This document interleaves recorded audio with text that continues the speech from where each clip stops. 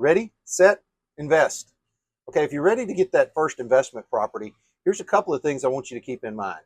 First off, I think the timing is great. The real estate market has been appreciating very strongly over the last 5 years, but here in 2025, we've actually seen that stall a little bit and maybe even decline in lots of areas. So I think that you're purchasing at a low right now on property that's going to, once again, as soon as this economy kicks back up and interest rates come down, I think we're going to go right back to that increase in appreciation that we're seeing in properties. So I think market conditions say now is the perfect time to buy an investment property. So now we've decided that the timing is good. How are we going to go about it? Well, there's three most popular ways. There's lots of ways to buy investment property, from owner financing to non-traditional financing. But there's three most popular ways that most people purchase an piece of investment property. First is just the traditional investment loan. And with the traditional investment loan, there's a couple of things to keep in mind. Number one, you're going to have a pretty substantial down payment. You're probably looking at a minimum of 15% down payment. And to get the really good rates, you're going to want to be at a 25% down payment.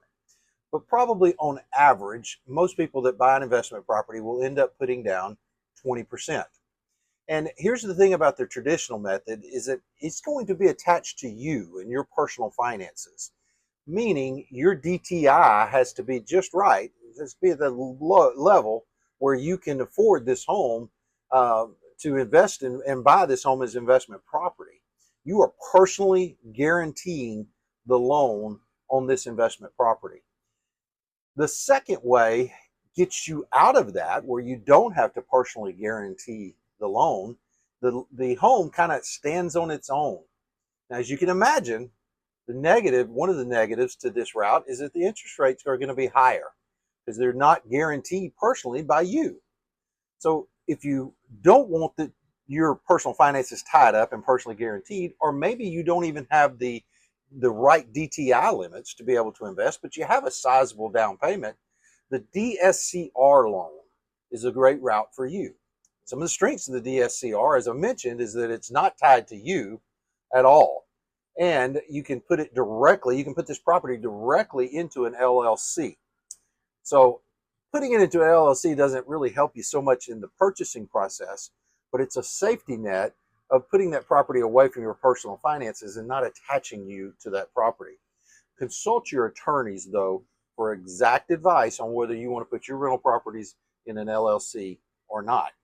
So with the DSCR loan, what we're looking for is a 1.0 ratio. It stands for debt service coverage ratio.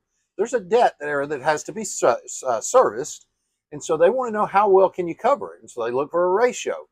So basically, a ratio of 1.0 or greater means that your property, your investment property, will bring in rental income either 1 times or more than 1 times of what the total payment will be for principal, interest, taxes, home insurance, all of that good stuff. So if you're at 1.0 or greater for most DSCR loans, you'll qualify. And again, you don't have to put up your personal income to guarantee that loan. Again, it's a higher interest rate, and so that's going to make it harder to cash flow. The third option is maybe you don't have that substantial down payment that we talk about, from 15 to 25% for the first two options, but maybe you can house hack your way into an investment property. If you're in an apartment now, or perhaps you're selling your home or ready to move out of your current home, put that one up for rent. Go get your second investment property in this case by moving in there as your primary residence. You can get in there for as little as 5% down. And if your other one's not a FHA loan and you meet the guidelines for your next loan to be an FHA loan, you could get in for as little as 3.5% down. Now, we talked a little bit about the DSCR having a higher interest rate, and so that makes it harder to cash flow.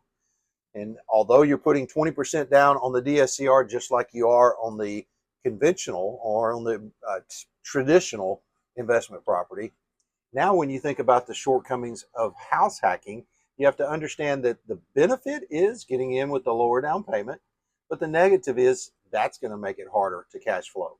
What makes it easier to cash flow? is that by living in it as your primary residence, you'll get the best interest rate out of the three options. So there's a lot to think about there. It's important to meet with your realtor and your loan officer to put together the plan that works best for you. And I would also strongly encourage you to meet with your accountant if you have one, and to meet with your attorney to make sure that, number one, you're taking the right steps to make the maximum advantages financially on your taxes.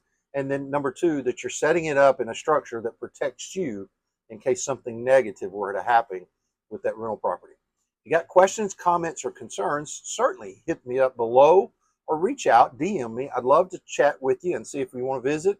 Maybe we talk about putting together an investment plan for you. Thanks.